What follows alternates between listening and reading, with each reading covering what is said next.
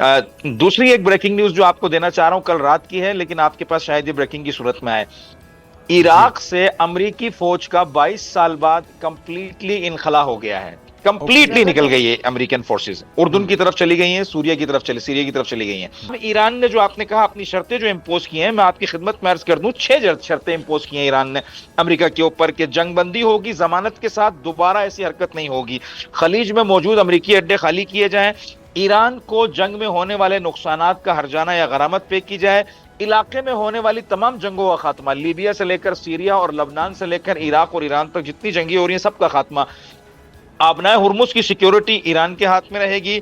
Iran मुखालिफ जो चलने वाले पर्शियन चैनल्स हैं, मैं कई बार टीवी पर यह कह चुका हूं मुख्तलिफ चैनल्स पर कि अगर किसी और मुल्क के खिलाफ इतना प्रोपेगेंडा किया जाता कि सुबह शाम 20 से 30 सैटेलाइट चैनल और लाखों में जो है इंस्टाग्राम और फेसबुक के पेजेस बनाकर लोगों को गुमराह किया जाता अपनी हुकूमत के खिलाफ, तो शायद कब की हुकूमतें ढह चुकी होती। ईरान के खिलाफ इस वक्त 15 से 20 चैनल मसरूफ हैं। यह आखिरी मुतालबा ईरान का यह है कि उन चैनल्स को बंद किया जाए और सही। हमको वो जो चलाने वाले लोग हैं उनको हमको हवाले किया जाए। न करने की सूरत में ये जंग जारी रहेगी और जब तक हम जंग के जरिए अपने मुतालबात तस्लीम न करवा लें तब तक बात आगे नहीं बढ़ेगी। ये दो चीजें हैं। अच्छा है। बिल्कुल। और ईरान का यकीनी तौर पे जितना नुकसान हो चुका है, ईरान अपनी टर्म्स एंड कंडीशन के ऊपर ही इन मुज़ाकरात के ऊपर आमादा हो सकता है। मुर्तज़ा साहब, आप इस वक्त ग्राउंड पर मौजूद हैं, ईरान के अंदर के एक तो हालात हमें बताइएगा, मोराल अवाम की सतह पर कितना बुलंद है, क्योंकि ईरान की लीडरशिप की तरफ से यही कहा जा रहा है कि हमारी कामयाबी की अभी तक ज़मानत भी यही है कि अवाम हमारे साथ कंधे से कंधा मिलाकर खड़े हुए हैं। दूसरा, मुज़ाकरात तस्दीक आप भी करेंगे, ईरानी वज़ारत ख़ारजा की तरफ से भी की जा रही है कि मुज़ाकरात किसी लेवल पे शुरू तो हो चुके हैं और जिस तरह से हम स्पीकर ईरान के पार्लियामेंट के कहा जा रहा है कि जी वो इस वक्त मुज़ाकराती अमल में हिस्सा है, लेकिन साथ में वो सबसे बड़े टारगेट भी हैं अगला। तो किस तरह से इस प्रेशर के अंदर, इस ख़तरे के अंदर रहकर ईरान मुज़ाकरात को आगे बढ़ाएगा, जब उनकी तमाम तर जो लीडरशिप है पहले भी निशाना बनाई जाती रही, अब भी उनके ऊपर ख़तरा मंडला रहा है? देखिए, मुज़ाकरात शुरू नहीं हुए हैं, राब्ते शुरू हुए हैं। इसकी करेक्शन अच्छा। कर लीजिएगा काइंडली, राब्ते शुरू हुए हैं। सही। मुज़ाकरात तब होते हैं जब दो फरीक़ैन आपस में अपने इजहार नज़र का तबादला ख्याल करते, इन्हें अपना तबादला ख्याल एक दूसरे तक ख्याल अपना पहुंचाते हैं। यहाँ पर सिर्फ राब्ते हुए हैं। ये कोशिश की जा रही है ईरान की जो लीडरशिप है उसको बाहर निकालने की, उनके एड्रेसेस ट्रेस करने की, ताकि पिछले लोगों की तरह उनको भी हिट किया जा सके और जब बातचीत का या लीडरशिप का फुकदान पैदा हो तो फिर अपनी मर्जी के लोगों को किसी ना किसी तरह से लाकर बिठाया जा सके। ये एक नाकाम कोशिश है। दूसरी एक ब्रेकिंग न्यूज जो आपको देना चाह रहा हूं कल रात की है, लेकिन आपके पास शायद ये ब्रेकिंग की सूरत में आए। इराक से अमेरिकी फौज का 22 साल बाद कंप्लीटली इनखला हो गया है। कंप्लीटली निकल गई है अमेरिकन फोर्सेस, उर्दून की तरफ चली गई हैं, सीरिया की तरफ चली गई हैं। यह सबसे बड़ी नाकामी है जिसे अमेरिका छुपाने की कोशिश कर रहा है मुज़ाकरात के लारे लप्पे देकर, गुफ्तगू करके कि हम नेक्स्ट जो लीडरशिप है उसको भी टारगेट करें।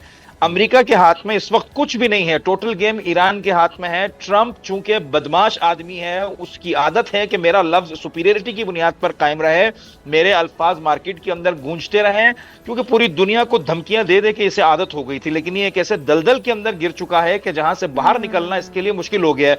अब ईरान ने जो आपने कहा अपनी शर्तें जो इंपोज की हैं, मैं आपकी खिदमत में अर्ज कर दूं, 6 शर्तें इंपोज की हैं ईरान ने अमेरिका के ऊपर कि जंगबंदी होगी, जमानत के साथ दोबारा ऐसी हरकत नहीं होगी, खलीज में मौजूद अमेरिकी अड्डे खाली किए जाएं, ईरान को जंग में होने वाले नुकसानात का हर्जाना या गरामत पे की जाए, इलाके में होने वाली तमाम जंगों का खात्मा, लीबिया से लेकर सीरिया और लबनान से लेकर इराक और ईरान तक जितनी जंगी हो रही हैं सबका खात्मा, आबनाए हुर्मुज की सिक्योरिटी ईरान के हाथ में रहेगी। ईरान मुखालिफ जो चलने वाले पर्शियन चैनल्स हैं, मैं कई बार टीवी पर यह कह चुका हूं मुख्तलिफ चैनल्स पर कि अगर किसी और मुल्क के खिलाफ इतना प्रोपेगेंडा किया जाता कि सुबह शाम 20 से 30 सैटेलाइट चैनल और लाखों में जो है इंस्टाग्राम और फेसबुक के पेजेस बनाकर लोगों को गुमराह किया जाता अपनी हुकूमत के खिलाफ, तो शायद कब की हुकूमतें ढह चुकी होती। ईरान के खिलाफ इस वक्त 15 से 20 चैनल मसरूफ हैं। यह आखिरी मुतालबा ईरान का यह है कि उन चैनल्स को बंद किया जाए और हमको वो जो चलाने वाले लोग हैं उनको हमको हवाले किया जाए। न करने की सूरत में ये जंग जारी रहेगी और जब तक हम जंग के जरिए अपने मुतालबात तस्लीम न करवा लें तब तक बात आगे नहीं बढ़ेगी। ये दो चीजें हैं। अच्छा, बिल्कुल सही कहा आपने मुर्तज़ा नकवी साहब, और ये बड़े जायज़ शराइतें जो रखी हैं ईरान ने, और ईरानी अवाम ने साबित कर दिया है कि वो किसी के सामने भी झुकने वाले रोडों नहीं पर हैं। 22 दिन से रोडों पर हैं, 22 दिन से रोडों पर हैं और लाखों की तादाद में, एक या दो नहीं, और फ्रांसीसी टेलीविजन का मैं एक इंटरव्यू सुन रहा था, खातून थी, वो कोशिश कर रही थी कि ईरान को हम नीचा दिखाएं।